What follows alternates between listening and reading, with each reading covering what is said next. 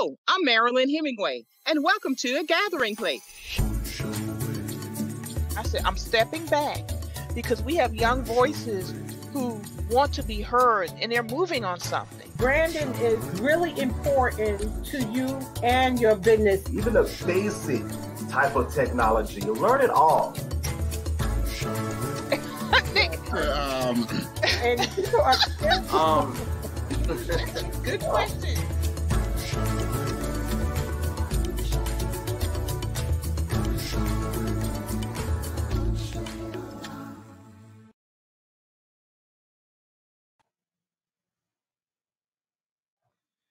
Good afternoon, everyone, and welcome to A Gathering Place, brought to you by the Gullah Geechee Chamber of Commerce and hosted by Marilyn Hemingway. It is great to be with you, everyone, here. And it is great to be with you here because it's good. It's a beautiful day outside, and we have a lot to look forward to. And quite frankly, I woke up this morning, so I'm good.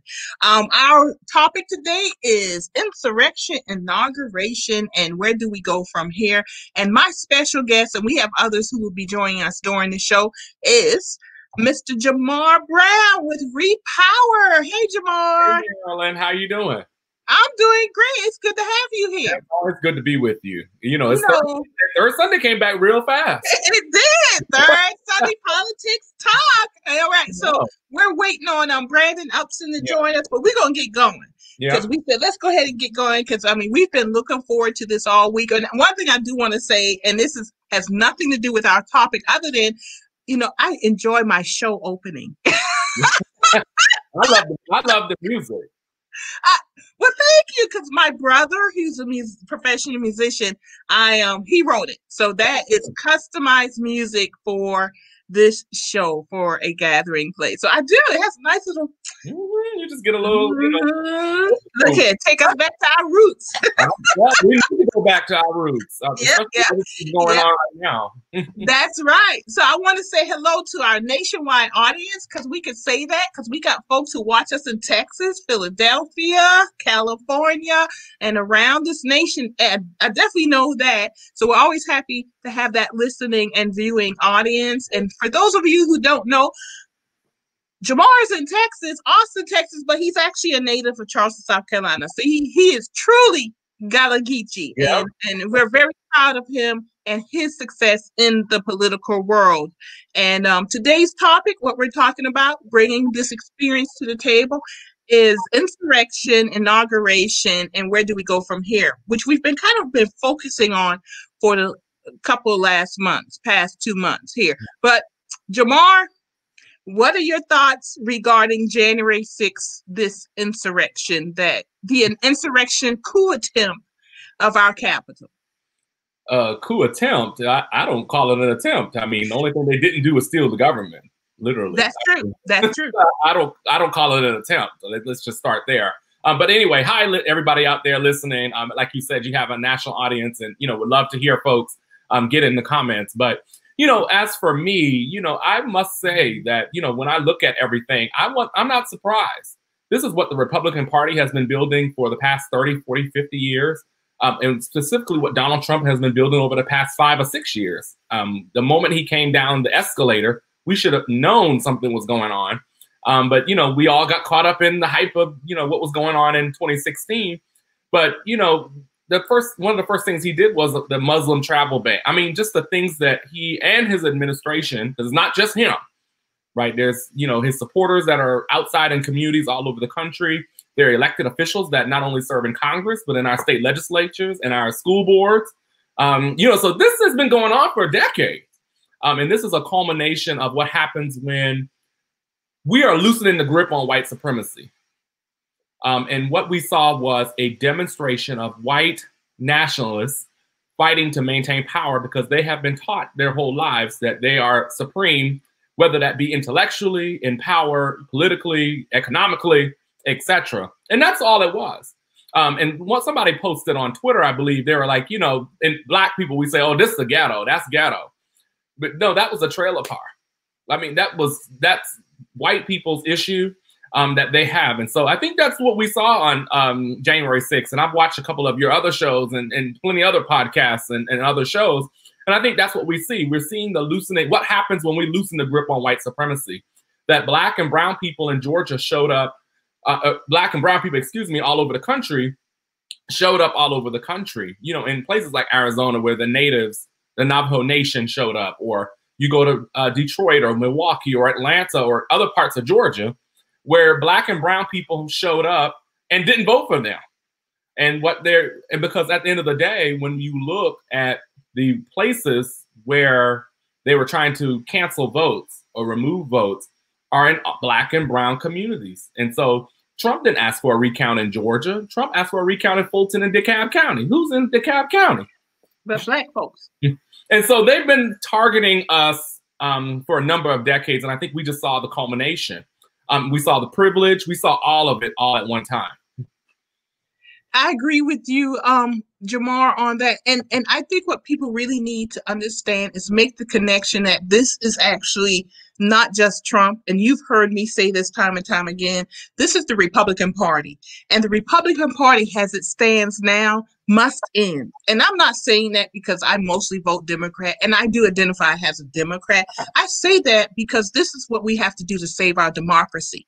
To have a healthy democracy, we have to have healthy political parties. And right now, the Republican Party is not functioning as a healthy political party. They're functioning as a cabal. They're functioning as an authoritarian organization that's based on greed and love of power. And it is destroying our democracy. And if we don't get a handle on this as a people, this country will cease to exist as a functioning government. And in these last 3 days, and actually I would even argue the last 2 weeks or so, we really have not been functioning as a government. This is just dragging. Mike Pence is actually running things now. And Mike Pence still doesn't even understand the magnitude of what we're facing. Because Mike Pence, in a speech just this past week, said that the Trump administration, he's the only president that didn't start a new war during his administration. He started a war at home. Yeah. There's a war going on at home that is based on white supremacy. As you say, these folks, they're not fighting for democracy. They're fighting for authoritarian regime so white supremacy can continue to be in power. And Frederick Douglass, I'm reading the Frederick Douglass biography now that, you know, and everybody, I hope everybody or most people know his famous quote of power does not give power up willingly. And I'm paraphrasing. And that's what we're seeing. We're seeing a struggle within the Republican Party that's impacting our country because we, one, have a Republican president for the next 3 days. We've had one for 4 years.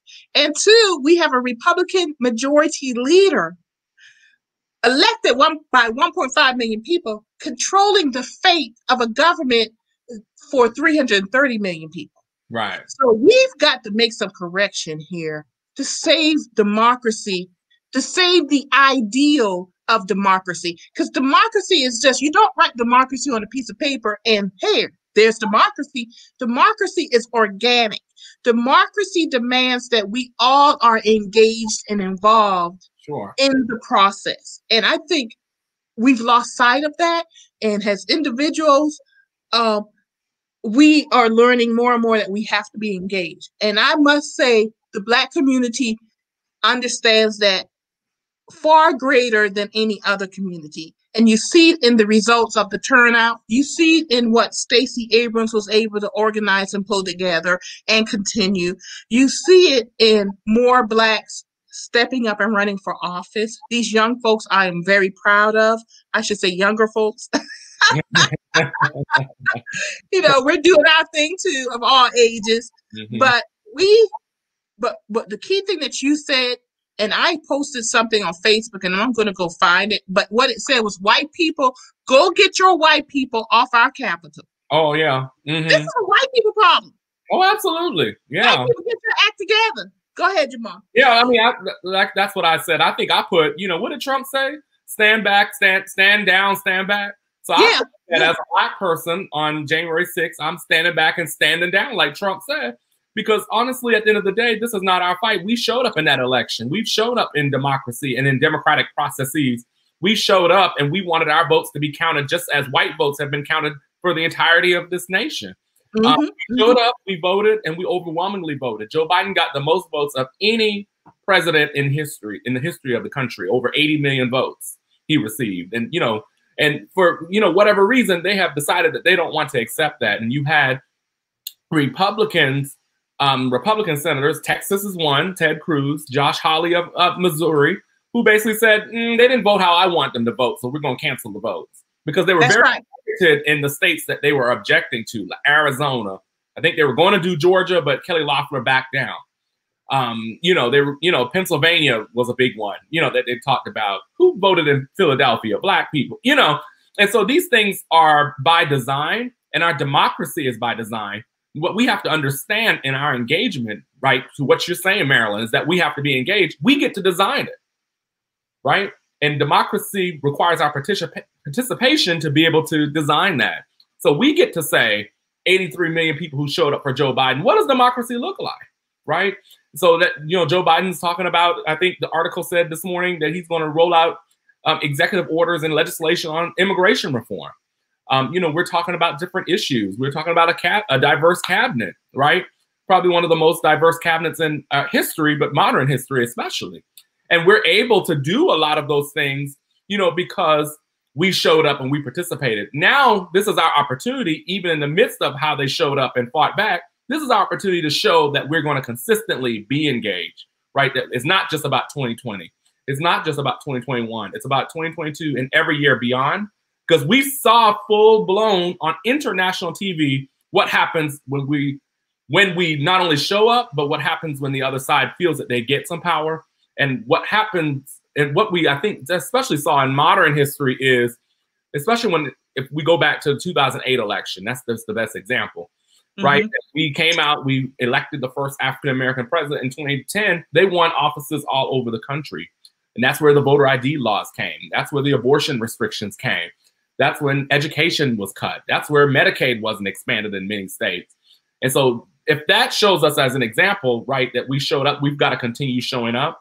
And the other piece to the Democratic majority, it's a bare majority in both houses, right? It's not like an overwhelming majority where the Democrats can just pass everything they want. There's still negotiation and things that have to happen. And I hope that people will be ready for that process, because it's not just that Biden isn't doing it. It's a process, right? And so we still have education and work to do with our people so they understand the process, so they understand why we have to be involved for the long term. And let's go back to 2008, because it's not just 2008, it's 2010. The midterms clearly showed why education is important, because people came out to elect Obama, and a lot of them were new voters and did not understand that you have to stay engaged. This is a process. And in 2010, they did not turn back out. And I fault the Democratic Party because they did not take the next step. Yes, we won the presidency, but we need to keep people engaged by education, by being organized. So when they stayed out in 2010, we lost the majority of the Senate. Obama then had to moderate the bills he wanted to get passed, because he had to negotiate with a Republican-controlled Congress. This is what happens, folks, if you don't come back and engage and vote and keep control what you need to control to get bills passed that impact you. So, and now my concern, Jamarr, now is we do have bare majorities, okay? Very thin majorities. How is this? And below us on the state level, we have a lot of Republican-controlled state legislatures. This is going to impact redistricting. This is where gerrymandering comes in, because they're going to gerrymander to stay in power. And that's going to impact who gets elected on the federal level. So it's not important. It is just as important that we vote for president, but also for federal seats and for state seats and for local seats, because this is all impacted. This also led to that insurrection coup on January 6th, because it reinforces in the mind of those who don't want to do right or really believe in democracy that we own this. We have ownership of this, and we're not going to give it up, because look, 38 state legislatures are controlled by Republicans. They look like me, and they're going to do exactly what I want them to do. and solidify that white supremacy mindset. Mm-hmm. Because that's what it's about, gerrymandering, y'all. It's about for them to maintain control. So we've got to get ready for this redistricting, reapportionment fight that's coming up also. It's not just about what Joe Biden's going to do. It's about what we're going to do on the local, state, and federal level. Yeah, absolutely. And this is why when you talk about local elections, why like school boards are important, how people are educated. One of the things I've learned through my education, graduated Clemson, by the way, must say. but one of the things that I think is super important to acknowledge is education is how people learn to think critically, right? You're supposed to learn how to think critically, whether it's in, public school, whatever school you attend. You're also supposed to learn actual and factual history, right? When we talk about the curriculum and things of that nature, we need people to run for school board, for example, right? Because there are people who are just like those folks who went in the Capitol, who are sitting on our school boards, and they're responsible for educating our kids. And then people grow up and act like what happened on January 6th. That's right. That's right. Because there was a lot of ignorance happening that day. It was nothing but ignorant. It was like, I own this. I'm going to do what I want to do, and y'all aren't going to do anything about it. And even the other day, or maybe 2 days ago, there was a woman from Dallas who was arrested, as part of it. And the real estate woman. Yes, And she came out and said, basically, Donald Trump told us to do this. We flew in, et cetera, et cetera. I'm just supporting my country, and, I'm being a patriot, and, this, that, and the third. And then she had the nerve to turn around and ask for a presidential pardon. So you're smart enough to know you need a presidential pardon, but you weren't smart enough to understand why you don't go in the building in the first place like that. Yeah, yeah. And, it also shows that it's not even those who are sitting in trailer parks. Don't get it twisted, folks. This is $1 million real estate agent here who flew to D.C. on her private plane. Right. Who was at the bare minimum, bamboozled by a narcissistic grifter, or two, what have we been saying? White supremacy. We're better. We own this. How dare you come out and vote and take what you think you deserve? Because they believe that it's not equity and equality for them. They really think they're losing something. But this woman flew with a team of people in their private jet to Washington, D.C. I don't want your private jet. I just want the right to vote in safety. You keep your jet. Keep your jet. You worked for it. Keep your jet. I just want to know that I could go down the street and not worry that because of the color of my skin, I got to look sideways at the police officer. Right. Because one bad police officer could take me out. It just takes one, folks. It just takes one. Or I can't get certain type of zoning because on the county council, they're a majority that don't look like me. And they want the way they want it, and they don't even think about our community. And it's so clear in South Carolina. We had five of our South Carolina representatives who were against impeachment.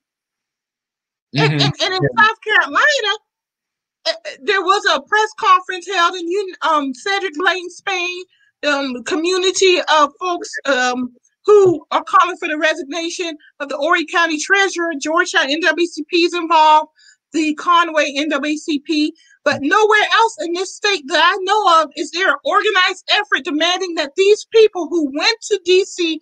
to discount legitimate votes calling for resignation.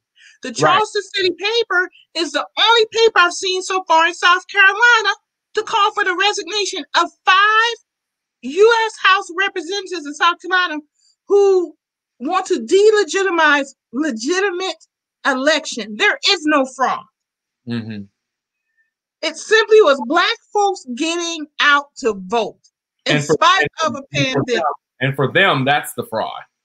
Yes. Because they really truly believe Black folks are not Americans. They don't believe we're South Carolinians. And I put this quote up by from Cori Bush, who I love. Republicans called the valid votes of Black, brown, and indigenous voters across this country, quote unquote, fraud, because they couldn't believe that in the middle of a pandemic, we overcame all of their attempts to disenfranchise us. Y'all record that, memorize it, because it is the truth. Yeah. It is the truth. You know, Yeah. so so Jamarr, you're with Repower. Yeah. How do we fight against this? And I don't say that naively. I want people to hear some solutions, some things that are happening out here. How do we fight against this? Well, this is the thing, I think, and I want to talk about Cori Bush for a second, because one of the things is, she is a new member of Congress, from Missouri, the first African-American woman to represent Missouri in the Congress. So she's a history maker. So I think that's important to acknowledge, just in case people don't know. But one of the things I respect about Cori Bush is that she speaks truth to power in the halls of power. And there are a lot of people, like you said, Marilyn, right, that are in the halls of power and have access to power that can do good things for people, that can speak truth to power, that can tell the truth and give people factual information, and they choose not to. You talked about the 5 members of Congress from South Carolina. Let's talk about Texas, almost 20 members. Wow. I didn't know there were 20. I knew there was opposition. And then your state attorney general filed the lawsuit, right? Every Republican except, I believe, one voted against confirming the Electoral College. In Texas, which carries a lot of electoral votes, which carries a lot of weight in terms of Congress and congressional representation. Think about that. Members were, inciting violence like Ted Cruz, right? And, we just got to understand and really think about that. And so I think Cori Bush is somebody who really, really speaks to power. But one of the things I think that's important for the work that we're doing at Repower is, as we both said earlier in this presentation, how participation is important. One of the things I believe is training people to do what they want to do. And one of the things we're working at with Repower is really to have different communities and different constituencies of people define what power is. Because if you go in the dictionary, if you just pull up Webster's and you go to power, it simply says in the dictionary to do. And we have an opportunity right now in our participation in democracy to decide what that do is, right? Whether that be run for office, whether that be organizing and registering voters, whether that be advocating to elected officials, or all of the above. And so that's what we're doing at Repower through our trainings. We are actually launching 2 trainings this week. So folks should visit our site. I think you had it up earlier, repower.org. This week, we are launching an Intro to Digital Organizing course, where we want to teach organizers of color, BIPOC organizers, how to organize in this digital space. We know that we've had to move to a digital space because of the pandemic, but we need to still be organizing in that space, right? That this organizing should not end because the pandemic ends. We don't know how much longer this pandemic is going to last, but when we come out of this pandemic, our goal is to have people with the skills and the talent to harness to be able to make change in their communities. We're also launching an intermediate course. So there are folks that are already doing this work, right? That they don't need to learn how to do the work. We need to teach them at a higher level, right? Because back to what you were saying about education, it's not just intro courses. We are doing intermediate courses now. We're doing advanced courses, and all of that is rolling out in Q1. And so visit our website. You can apply online. There's an interest form. If it's not up yet, when we roll out new trainings, we're collecting those interest forms so that when those trainings come, you'll be first to receive that. So folks, go to that site. On the candidate front, we are launching a training this week with environmental justice candidates with the League of Conservation Voters. That's something that's really important for us, right? That we are able to partner with organizations that work on very specific issues, but they're turning their advocates, right? They're turning their community members into folks that are going to run for office and then be elected officials. And so that's something that's very important, right? So it's not just training candidates, it's looking at candidates that really work on different issues, like Planned Parenthood does reproductive justice, and so we've trained many candidates as well. And so we're going to be doing that. And then lastly, we have partnered with the State Innovation Exchange, which does state policy work, and also Local Progress, which organizes local progressive elected officials to grow out what we call the Progressive Governance Academy. And so for us, we are looking at training and really cultivating that leadership through organizing and movement building, through electoral politics and candidates, and then lastly through governance, right? And it's this arc that's really important, right? Because there's some folks who want to organize and be in their community. There are some folks who want to run for office. There are some folks who want to do policy and actually serve in office. And then we take the movement building folks and then we have them advocate to the very elected officials, but we're training them on policy development. We're training them on what constituency engagement means, right? And how you're still organizing even when you are an elected official, right? Your organizing doesn't just stop during your campaign. You're still organizing, right? Because a lot of elected officials, you can put people on boards and commissions to work on policy issues. You can have advisory councils that you create. So, for example, my state representative in Texas has an advisory council, and she just has different folks from different parts of our district that are on it, different zip codes, different organizations, different backgrounds, you know, et cetera. And what she does is she meets with them once a month, and they tell her what's going on in the community. And so it's not just the folks that organize like Black Voters Matter, right, or Amplify Action. Elected officials are technically organizers too. Sometimes we just have to organize them. And so that's what we're, you know, showing people, and that's what we're teaching people. And that leadership development arc, I think, is going to be really important. Back to what we were saying earlier, not to just sit in this moment, but to how do we leverage this moment to build something bigger and something better. The last thing that I'll say is last year, I was on the committee at Repower to launch what we call the Advanced Women of Color in Leadership cohort. And this is basically a cohort that, you know, had executive directors, mid-level managers, et cetera. And this isn't just a training, right? This is a coaching. We do a lot of coaching. So we assign coaches, for example, to people who are like digital directors or campaign managers or deputy executive directors or policy and advocacy directors, right? Because one of the things we also have to recognize in this work is that leadership development is a continual process. It's not just one training. And so Repower, we're going to be offering up to 30, 40, 50 trainings this year because we understand there's an arc that people have to continually get educated. So for example, for me, I went through Leadership Austin last year, and everybody's like, well, you already know what you're doing. There's always something to learn, though. And so we've also got to understand that part of this process of reimagining our democracy is also our continued education. It doesn't mean going to get a degree or a certificate from a university. It's saying I need to go to a training. It's saying I need to get a mentor. It's saying I need to get coached. And that's part of the work, and how Repower is showing up is saying we're here to not just provide training, but we're here to coach and support your entire journey across this arc, because we know that this work isn't just right now, next week, tomorrow, etc. We know this work has got to last us 5, 10, 15, even 20 years in some places. That's right. This work is actually about legacy building too. This work is actually about generational wealth from the point of view of advocacy and activism. I was blessed to be raised by a mother and a father, but my mother in particular, a quote from her was always continue learning, whether it's workshops, seminars, and this is after I got my bachelor's degree.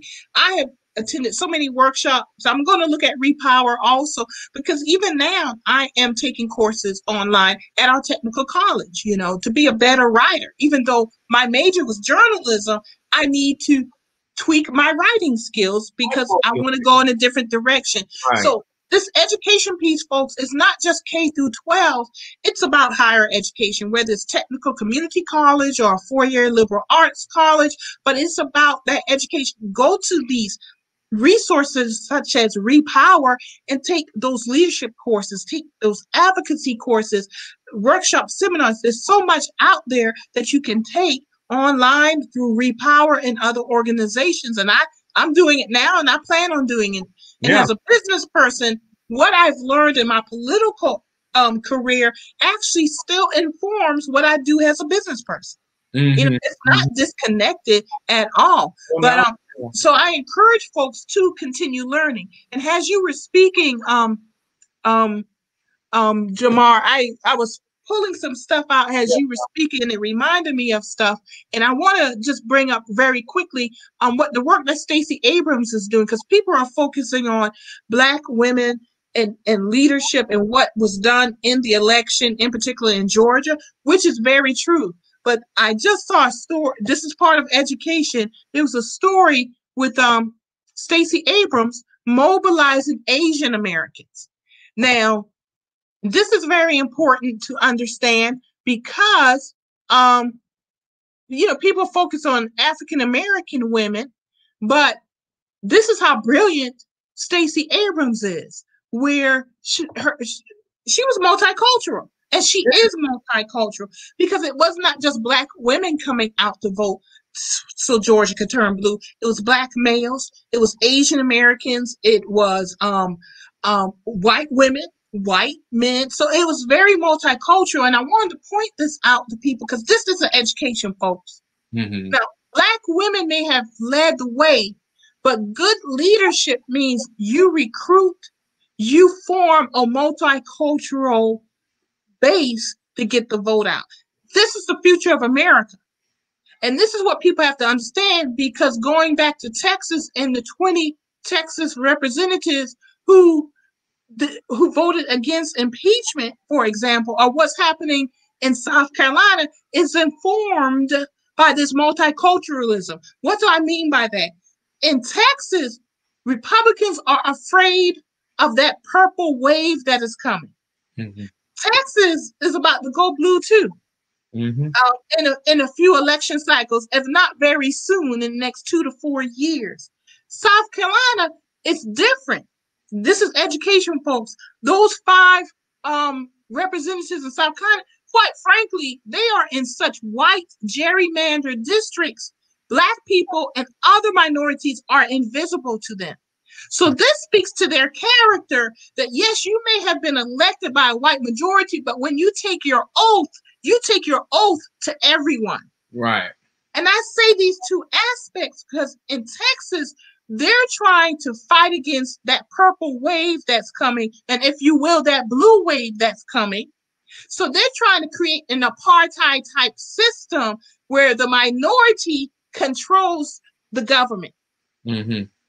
In South Carolina, we actually already have an apartheid system that people don't want to talk about, where the minority can ignore the minority, the majority, excuse me, because they are majority white right now, can ignore the minority because of the lack of organized voting mass to flip some of these districts that are quite frankly gerrymandered, so that will not happen. So it was a great shock to many people when Tom Rice voted for the impeachment, because he didn't have to. He's in a very safe seat. But it became a moral question for him. He just couldn't take it anymore. So this is an education. When you sign up with a Repower, when you go out there and sign up with other groups, this is part of that education. They may not actually say that in the training, but when you are with like-minded, open-minded people who are striving forward, you're going to have these type of conversations that Jamarr and I have, and we've been having them before 2008. Mm-hmm. We've been having these conversations for probably going on 20 years now, Jamarr. Close. We're not that old. Well, I am. Let's say 15, going on 15 years, maybe something like that. But this is part of the educational process that people need to pay attention to, and understand the context of what is happening today. Not only this insurrection with these folks going into the Capitol, but also the mentality of their voting folks, of their House members. And that means you have to hold them accountable. You've got to get trained. You got to vote. You got to run for office, and you got to speak out. And I know it's scary, but that's just the beginning. Y'all, I think the tide is turning, Jamarr, that we have a lot of people who are starting to realize this white supremacy is no longer behind closed doors. It never disappeared. I don't want anybody. We need to stop that too. White supremacy did not go anyplace, y'all. Mm-hmm. The only place it went was behind closed doors, but it never ended. It never ended. So that's why you have to understand that the Republican Party, they have been pushing back for the last 50 years against the civil rights movement, against the women's movement, against the Immigration Act of 1964, because that opened the doors to make America more Black and brown, and to give more equality. It changed the law, but it did not change the hearts. And the Republican Party knew that. So they knew, how do I get to those hearts, those small, shrunken hearts and minds? Well, let's talk about one issue: abortion. Let's talk about they coming to get your guns. Let's talk about the lack of religious freedom. They trying to, make us a Muslim country. Donald Trump is simply the living manifestation of their policies. I shouldn't say policies because they don't have a platform. The Republican Party doesn't have a platform. Donald Trump is a living manifestation of their ideology. Mm-hmm. Mm-hmm. You know? Yeah, so we need to understand that, because when he leaves in 3 days, the violence is not going to stop.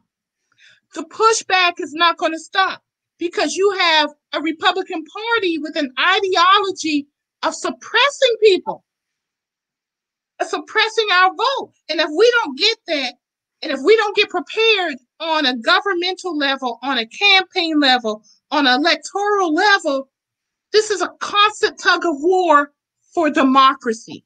It's a constant tug of war of democracy.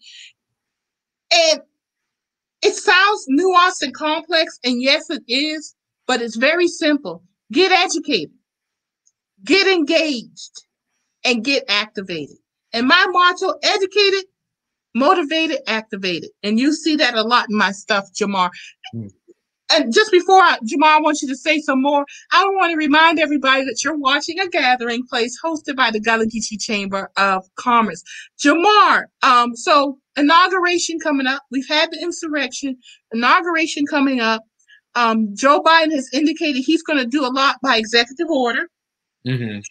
What are your thoughts about what the Biden administration is facing? Because they are walking into a hot mess. A hot mess. It is. I mean, that's Donald Trump. He's lighting the match all over the place. And I don't think people are realizing that, because this insurrection and what the media is focused on, our foreign relations are in tatters. Mm-hmm. We have COVID-19. They're predicting 500,000 deaths by February. By mid-February, I believe, from COVID.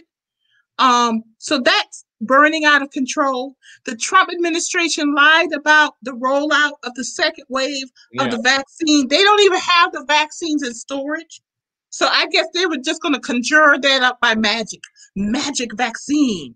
No, they were going to do much less the Trump followers who live in an alternate reality. We need to start calling these things like they are, for what they are, and we need to start calling names. So your thoughts with the Biden administration? I love that they're coming in. I love the diversity, but your thoughts? Yeah, so I think one of the things that we're going to have to rely on with Joe Biden especially is, his 40 plus years of government experience. I mean, the man really does understand government. And so we have to give him credit. Whether we agree with the policies now, that's another question. But I do genuinely think the man understands government. And so I think that we need that kind of stable leadership at this moment. I mean, the last 4 years, like you said, have been not just a hot mess. I mean, it's really been mentally exhausting. I mean, when I hear Donald Trump's name, my eyes go to the back of my head, because I just can't even stand the look. I mean, when he gets on TV, I'm change the channel. I mean, but it's like it's mentally exhausting.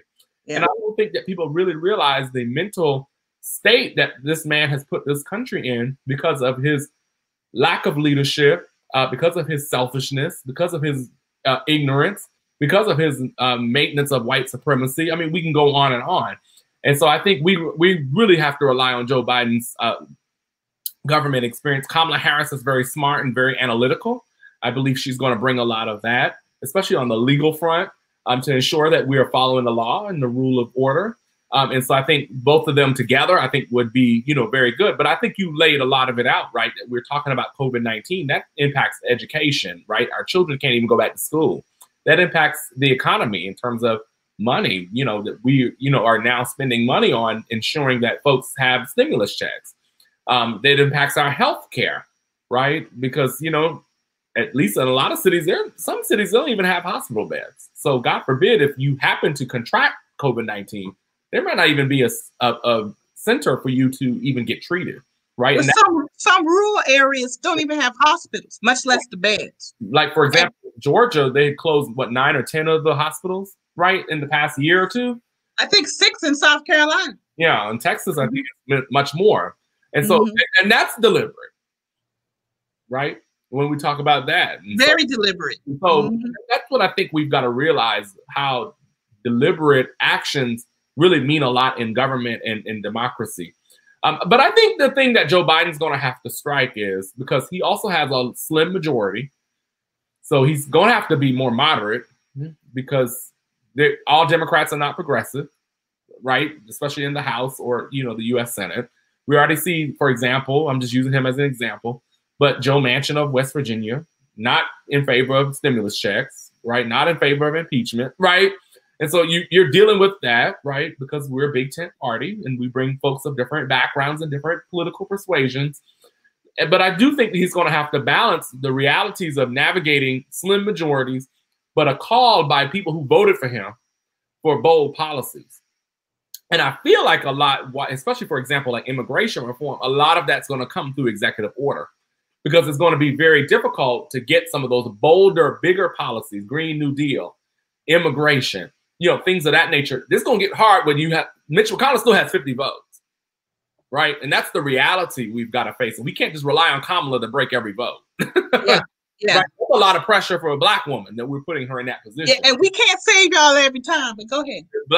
Then Kamala Harris literally will have to save us every time. Yeah. And that's another conversation about Black women and showing up for the country that don't show up for them. That's another conversation. And then in the House, obviously, there's different caucuses, right? There are the Blue Dog Democrats, most of them from the South, that are still left. There's the Progressive Caucus with like Cori Bush, AOC, Ayanna Pressley, right? And so Nancy Pelosi's managing those interests, right? And so I think that Joe Biden's really going to have a balance of what are the common sense legislation that we can use through even our slim majorities, and what are the bigger, bolder things that he can do, if it's student loan reform, if it's immigration, if it's criminal justice. What can he do through the cabinet? What can he do through executive order? And he's going to have to really balance that. Joe Biden has a tight rope, because you have the reality of how the government is set up right now with these slim majorities, but you have 83 million people that are expecting change. And 83 million people aren't going to wait 5 years. That's just the reality of how people navigate politics, right? And so I think that that's what we're seeing right now. And I'm curious, and I'm watching as a political strategist, right? I'm watching to see how he does that. And so I think you see now he's going to send some things to Chuck Schumer and Nancy because he feels like it can get through. But he's also now already putting out before day one executive order on things like immigration. I think you're going to see a little bit of both. Rejoining the Paris Accord, which is vital, that because we talking about COVID, y'all get ready for climate change because it's here and it's going to really impact us. So while Trump had us distracted with his narcissism and racism and sexism, bigotry, and lack of policy, the world was continuing. And so now we're so behind in so many things. He's taken us in the wrong direction that Joe Biden's going to have to hit the ground at a sprint. And I agree with you that his 40 plus years of experience, he is the man for the job in the moment. And I agree with you with the executive orders. I'm so glad that you brought that up. A lot of this will have to be corrected and moving this country forward by executive orders. But I want us to talk about, and I'm going to let me say this. This is where we have to stay engaged as citizens. That's our responsibility. Joe Manchin may be in West Virginia. He didn't take an oath of office to the West Virginia Constitution to be a United States senator. He took an oath of office to the United States Constitution, which means they may ignore it. But if you have mass phone calls or communication going to Joe Manchin from whatever state, they may try to ignore it, but they're going to have to pay attention. This is what we need to do. These type of things has engaged United States citizens to talk to all these folks across this nation to move policy forward. That's where we help Joe Biden. And in 2 years, we've got to elect people who are going to understand that policy is about moving this country forward.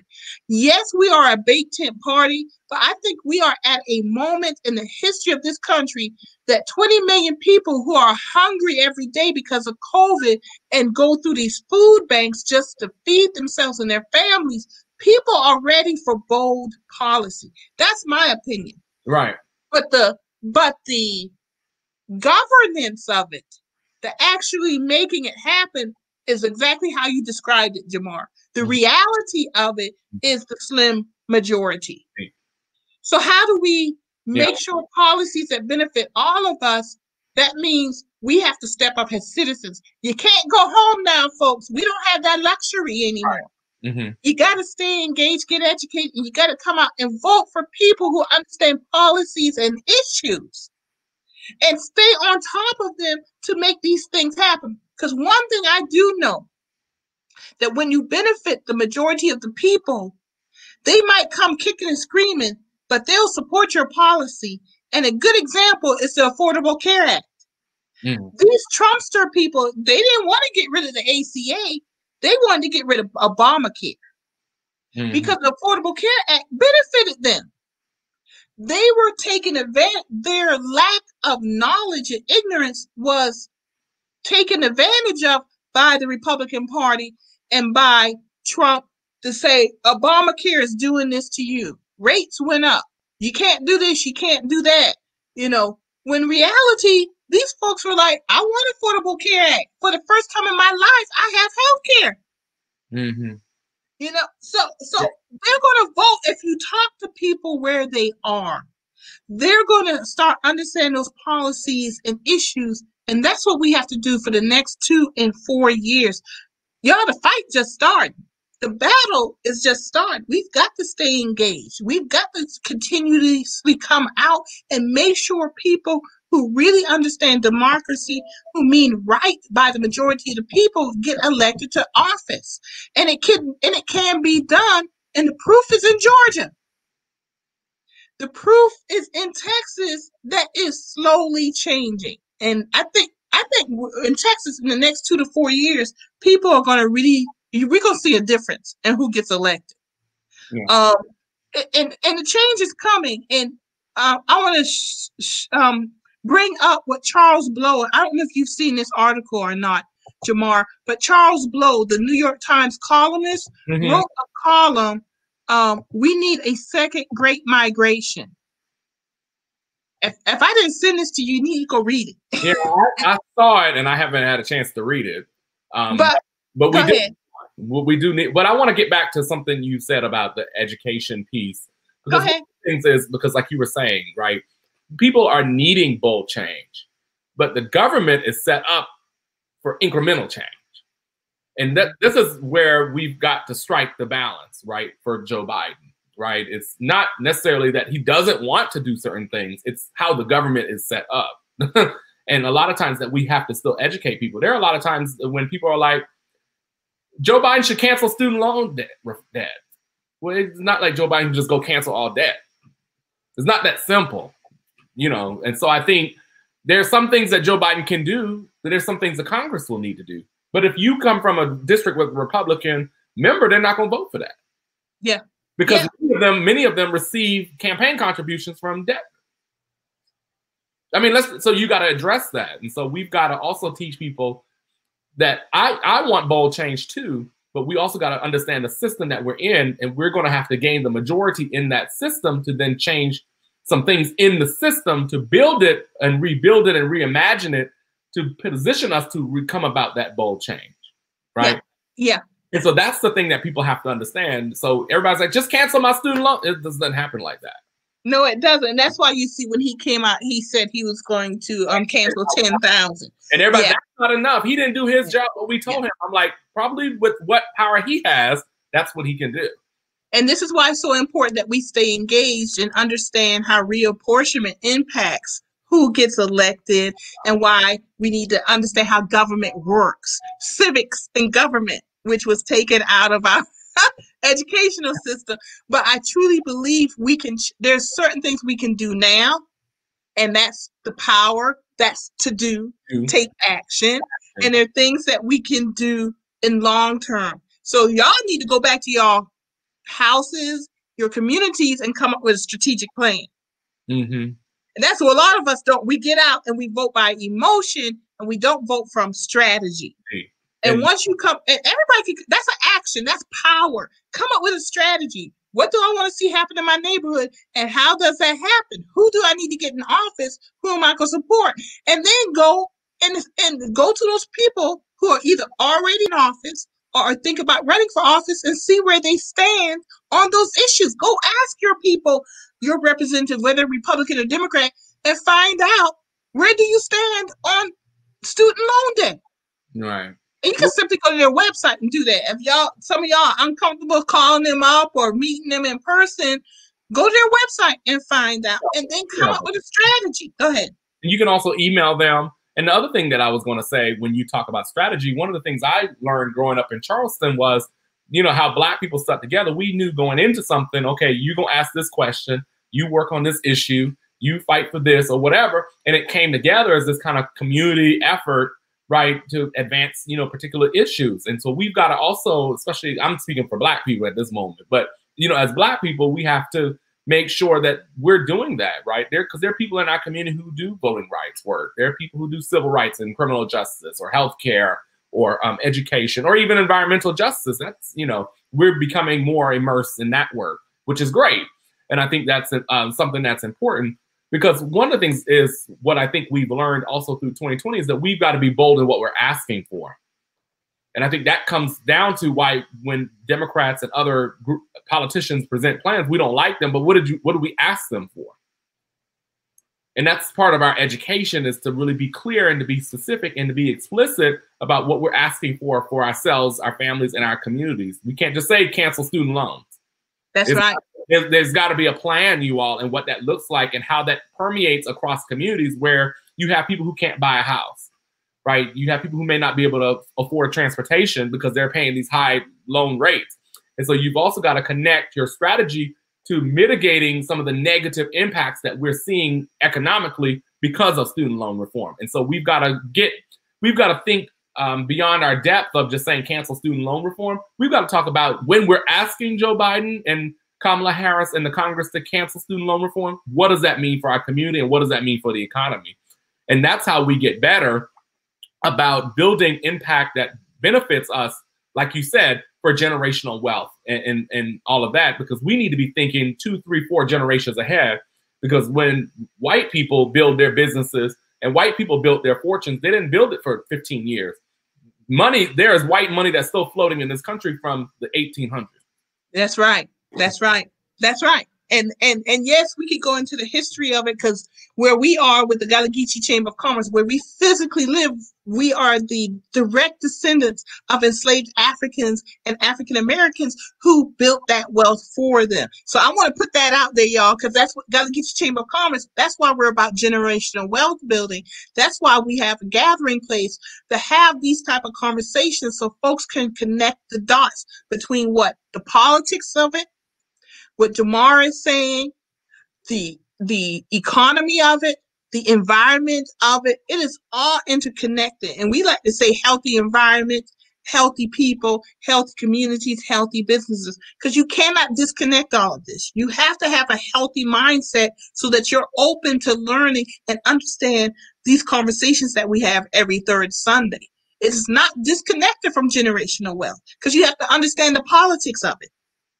And I just had a conversation, I believe it was yesterday. I have so many conversations, business development, all that. But, people to this day in South Carolina, in particular along the coast, with all these golf courses, the multi-million-dollar homes, that's because they're benefiting from the labor, the free labor of 150, 200, 300 years ago, because that free labor actually cleared the old growth forest.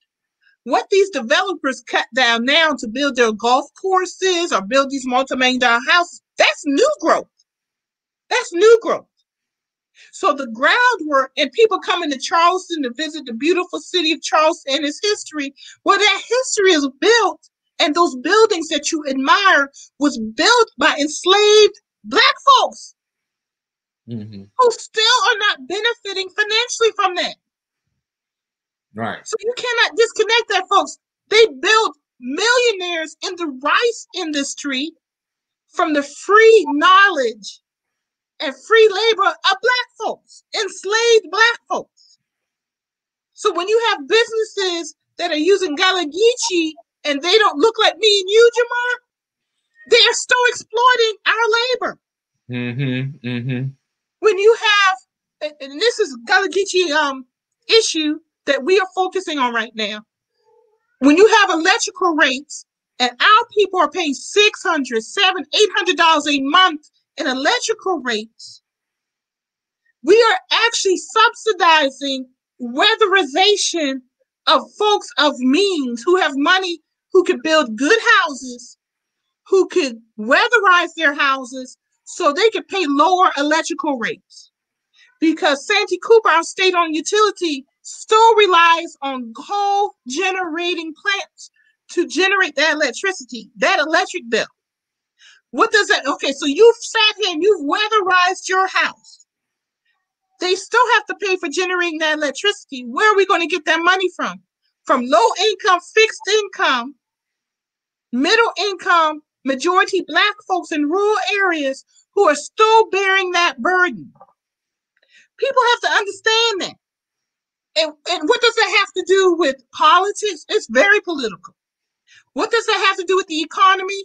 If I have to decide between paying my prescription or buying food and paying my electric bill, that doesn't leave any money left over to do what? Maybe invest in a small business. Mm-hmm.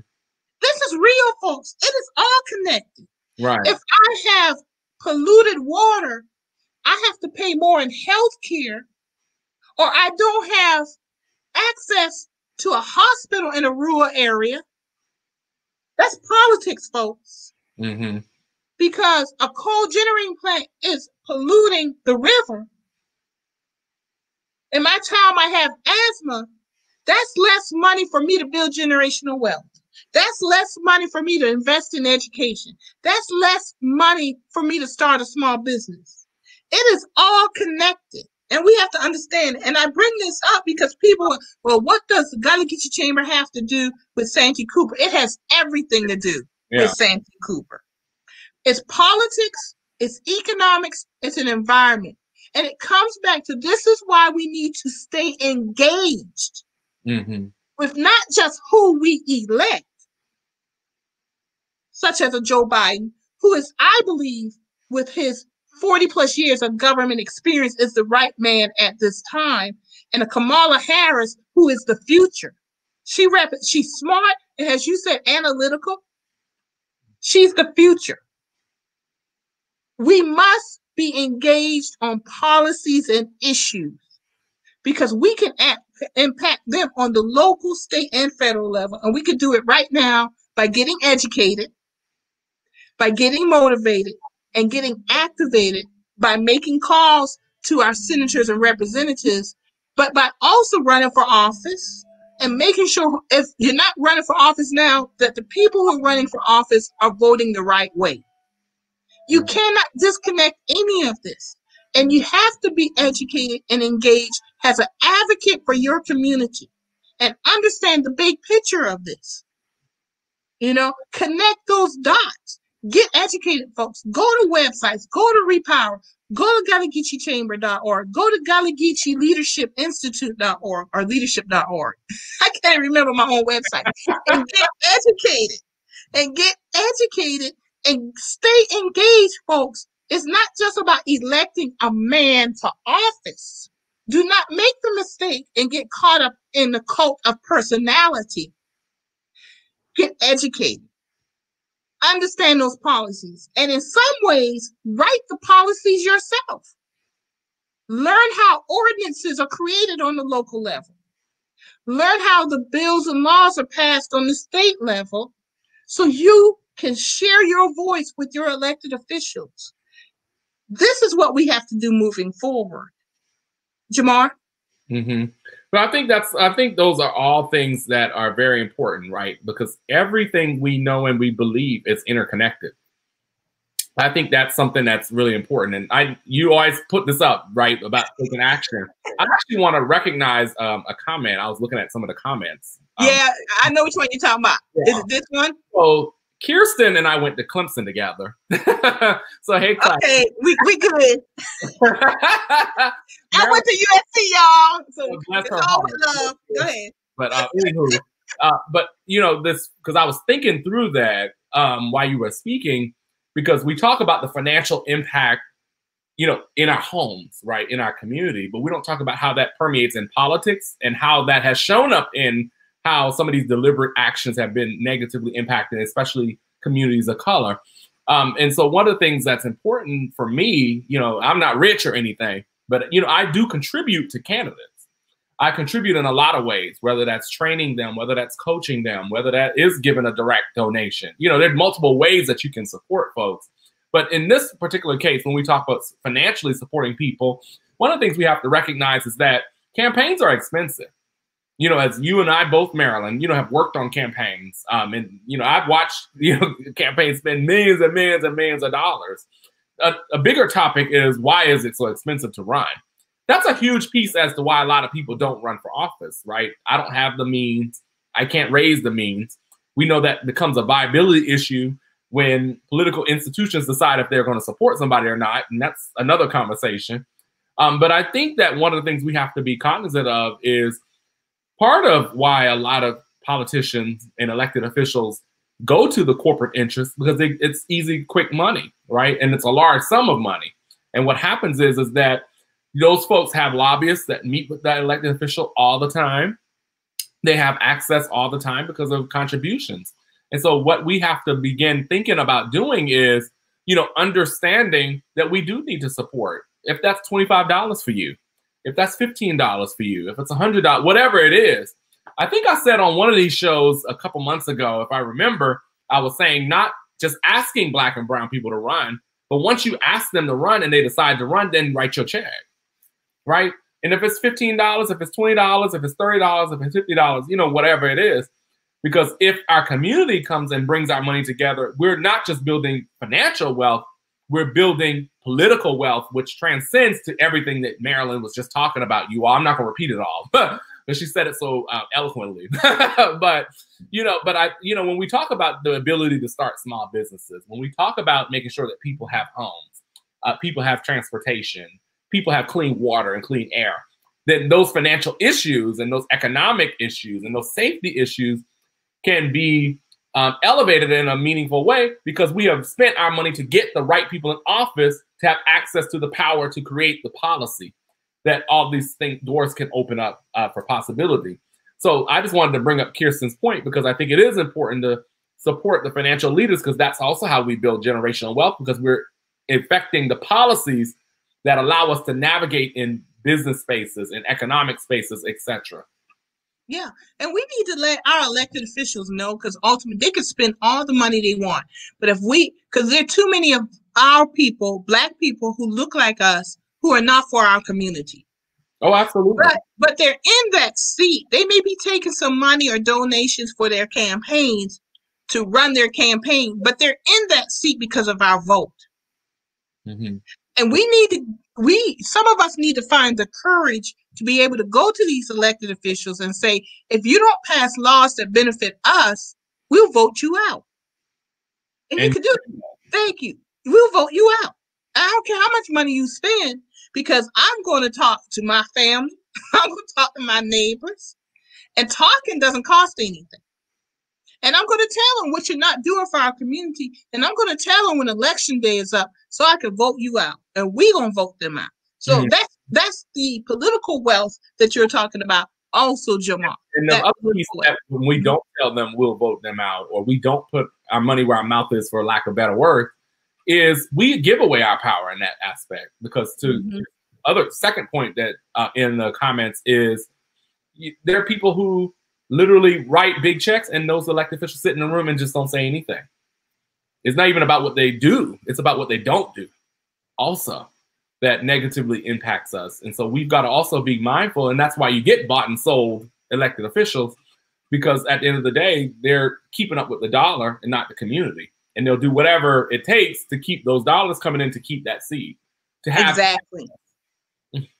Exactly. And that's a point well said, Jamarr, a point well said. So you said it very eloquently. Yeah, I know we like to cut up too. Jamarr, we had a good conversation, because it is an hour and 5 minutes, and we yeah, it's good. We like doing this. Yeah, I want to remind everybody, thank you for the comments and questions today. Very good comments and questions. In the meantime, you can always go to our Facebook page and drop us a topic that you want us to cover when it comes to politics. Because every third Sunday, we talk about politics. We talk about, everything that's impacted by politics. And come on, wisdom and slight turtleneck. Jamarr, give us a look. You right. You right. And he wore green because I'm an AKA Happy Founders Day. I did. Yes, I said the AK's had a Founders Day, and then Kirsten, who was commenting, is a Zeta. So happy. Happy Founders Day! Yeah. Happy Founders Day! All right. Well, happy Founders Day because Delta's had their Founders Day this week also. So very good. Happy Founders Day to everybody because we are in this battle together. Well, you're welcome. I'm glad you found it fun and empowering and educational because we do this every third Sunday, politics, and we come together. And Brandon didn't make it this day, even though he said he was, so we're gonna have to get on him. And of course, I'll definitely. Jim Felder is our wise elder, and quite frankly, y'all, I let him come when he wants to. Yeah, that's true. Yeah, he comes when he wants to. So it's all good. But we'll come on and we'll talk politics. You let us know what topics you want us to cover moving forward. And something I do want, Jamarr, let's bring some of our Black female leaders out there in Texas or who let's bring them on next month and let's talk about Black females and our political power. Okay, I have a list. Yeah, good. Yeah, let's bring them on and have that conversation because I think we need to look at what has happened, what will happen, and moving forward from there. We'd love to hear from some folks who have been on the ground doing the work. Yeah. And that'll be great next time. Jamarr, thank you for joining me. Absolutely, always. I know, we really talk on third Sundays now, but give me a call. Tell your mom and dad I said hi and Happy New Year. Is that something? Well, I think one of the things about these conversations, like you were saying earlier, we've had these conversations for years. We just do it public now. Yeah. But I think it's important because I think that both of us with our experience and just knowledge sit in place, not that we're boasting ourselves, but sit in positions that we can be educators. And educators aren't just in the classroom. And I want to just be clear. And so I've tried to use my 10 plus years of political experience to really go in addition to what I learned in college, to say, now I've worked in government, now I've worked in politics, I've worked campaigns, I've worked with elected officials. This is really what's going on. And a lot of that doesn't get covered when you're watching CNN and MSNBC and Fox. Yeah, it doesn't. Reading the paper. And so I think now we have a sense that we have to really meet people where they are, but also walk them through the process. So a lot of times, if those of you who might follow me on Facebook or Twitter, I know, Marilyn, you and I try to share stuff. I always try to not be too opinionated, not because I don't have one, but because I'm trying to educate people. So sometimes I'm just like, this is what happened, and this is how we got here, right? Whether y'all can fight about if y'all agree or not, but at least people need to have that understanding, because I think what happens is what we see, especially on social media, is that we fight over things and we don't even understand how we got there. Yeah. So, like $10,000 loan thing, I've seen so many tweets and posts like Biden didn't do what he said he was going to. That's not enough, and it's just y'all don't even understand the process. So that's the thing. And then one thing I got a notification from CNN. Ladria, this from CNN, or that Marjorie Greene, the new congresswoman from Georgia, just got suspended from Twitter. Yeah, she's the QAnon. Yeah, but she just... I don't even know what to call them. And that's a good thing. She needs to be expelled from Congress, but that's another conversation. There's a list of Republicans that need to be expelled. They don't need to be censured or admonished. They don't need to just resign. They need to be expelled and never run again. That's right. That's right. And y'all, that's another conversation we can have also, so people can understand that and why.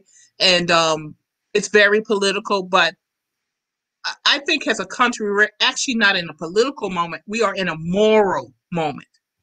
And there's a lot of folks that don't have a lot of moral backbone or a moral compass, if you will. And a lot of these Republican representatives need to be expelled because they literally voted to destroy our democracy. And that wasn't blatant as in, I am voting to destroy democracy, but you voted against an impeachment. You voted to basically uphold lies about a democratic election that went well. And the only reason you mad about it is Black folks came out and voted in spite of everything you did to prevent us from voting. That's why they mad. You know, and that circles us back around to the beginning of this conversation and why we said insurrection, inauguration, and where do we go from here? This is a continuing battle that we have. Continuing battle. Yeah. So thank you, Jamarr. Very good. Very well stated point. Everybody, thank you for joining us today. We're going to hop on off here because I actually have a MLK observance at 6 o'clock. A whole nother show I've got to get ready for with Bethel AME is presenting it, and the Georgetown NAACP and the Gullah Geechee Chamber representing that. And we're going to have Cornell Brooks on, the former national president of the NAACP. He's actually from my hometown of Georgetown. He's Gullah Geechee. Will be the keynote speaker. So we invite everybody back to our Facebook page to for our pre-inaugural prayer service and ML King observance featuring Cornell Brooks. Yeah. Well, thank you. I appreciate that. And next week, Wednesday, we're going to have Jim will be on Wednesday along with Frank Knapp of the South Carolina Small Business Chamber of Commerce to talk about Santee Cooper, and it's no longer an asset for the state of South Carolina. That's exciting. When Wednesday's also the inauguration, so everybody stay. Yes, it is. So this is at 4. So the inauguration's at 12. Yep. Then we can rest. And then that evening, go to all the balls, virtual balls and parties and receptions. So 4 o'clock, I hope it's that sweet spot that people could come in and learn some stuff about what's going on in South Carolina. Absolutely, because we have to hit the ground running. That's right. Yep.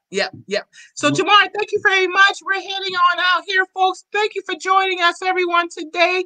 And we'll see you Wednesday at 4. And of course, every third Sunday, you will see us here with Politics Talk with Jamarr Brown, Brandon Upson, and hopefully Jim Felder. It's always good to see you, Marilyn. Always good to see you too, Jamarr. We'll be talking. Okay. Bye-bye, everybody. Bye-bye.